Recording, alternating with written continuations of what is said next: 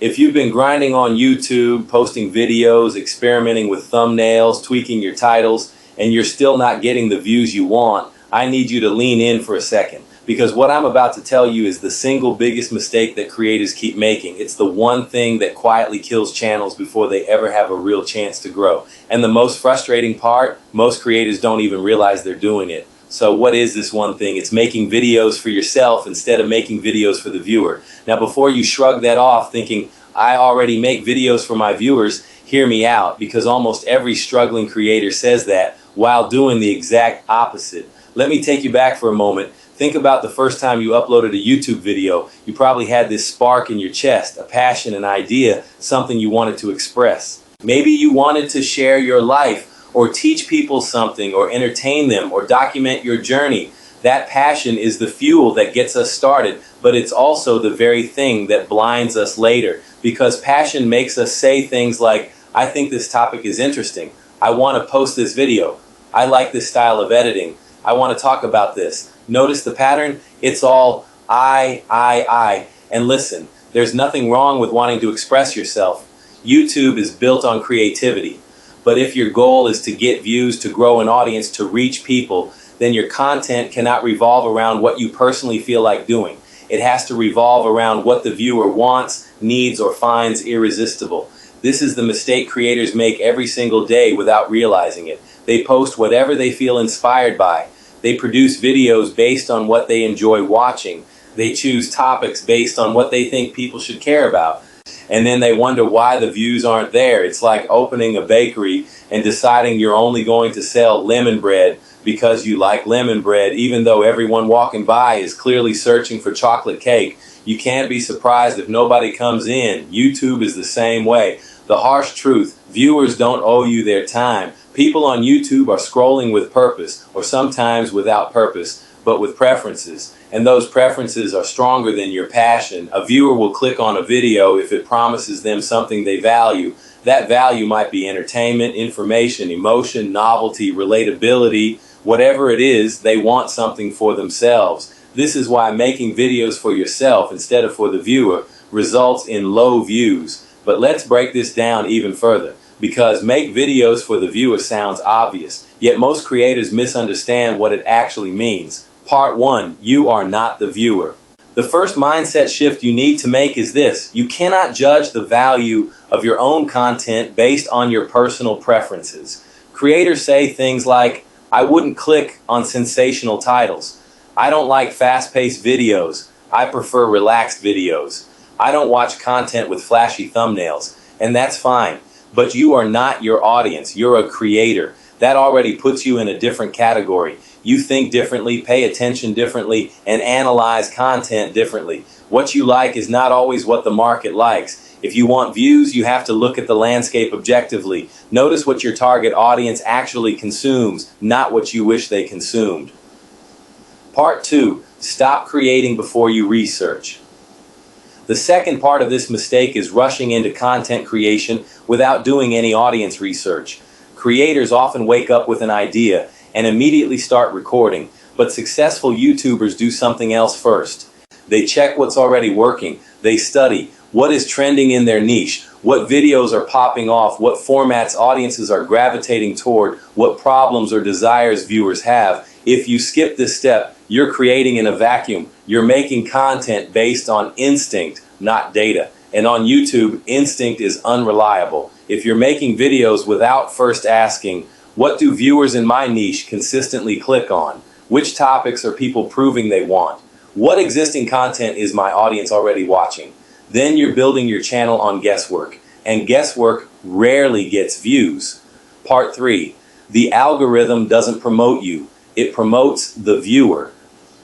Many creators blame the algorithm for their lack of views. But here's the truth. The algorithm doesn't care about you. It cares about watcher behavior. If your video doesn't appeal to viewers, the algorithm has nothing to promote. When creators make videos for themselves, the viewer's behavior reflects that. They don't click. They don't watch long enough. They don't engage. YouTube sees that viewer behavior and simply responds, oh, people aren't interested in this. Better show them something else. YouTube is not a gatekeeper. It's a mirror. and it reflects exactly how the audience responds to your content. So the key is not fighting the algorithm, it's aligning with the viewer. Part 4. The viewer decides in the first 2 seconds. Have you ever uploaded a video you worked incredibly hard on only to watch it crash and burn? Most creators blame the content inside the video, but the problem often starts much earlier. Viewers decide whether to watch your video based on 2 elements. 1, the thumbnail. 2, the title. If these aren't irresistible to the viewer, they'll never even discover your hard work inside the video.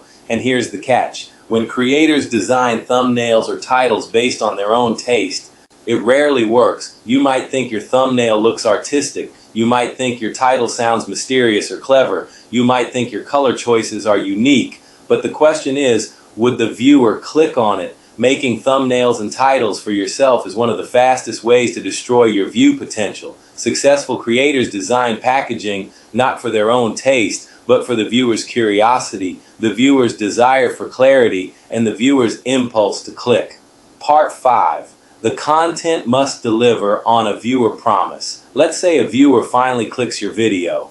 Great, but if you open the video talking about something you want to talk about, not what they clicked for, you've already lost them. Creators often drift into long intros, backstory, personal updates, or unrelated tangents. Why? Because they're creating for themselves. They're thinking about what they want to say, not what the viewer clicked to hear. A viewer clicks because the title and thumbnail promise something. Your job is to deliver that thing immediately. If you waste their time, they bounce, and YouTube stops pushing your video. The viewer must always come first.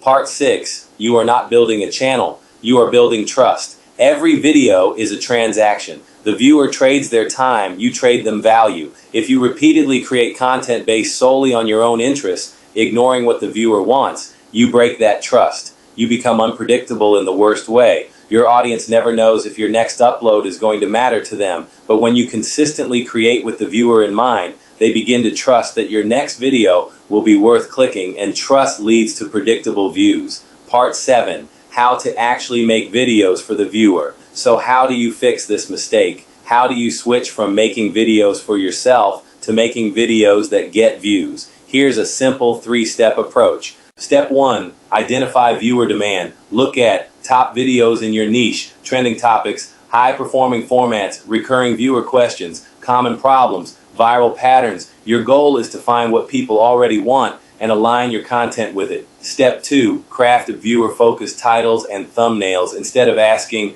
what thumbnail looks cool to me? Ask, what thumbnail makes the viewer unable to scroll past? Instead of asking, what title do I like? Ask, what title makes the viewer curious? Step 3. Deliver the promise fast. Start your video by addressing the exact reason the viewer clicked. Make their investment feel validated instantly. Remove fluff. Remove ego. Remove self-indulgence. Every second of your video should benefit the viewer. Part 8. But what about creativity? A lot of creators fear that making viewer-focused content means selling out, but it doesn't. You're not abandoning your creativity, you're simply framing it through the eyes of the viewer.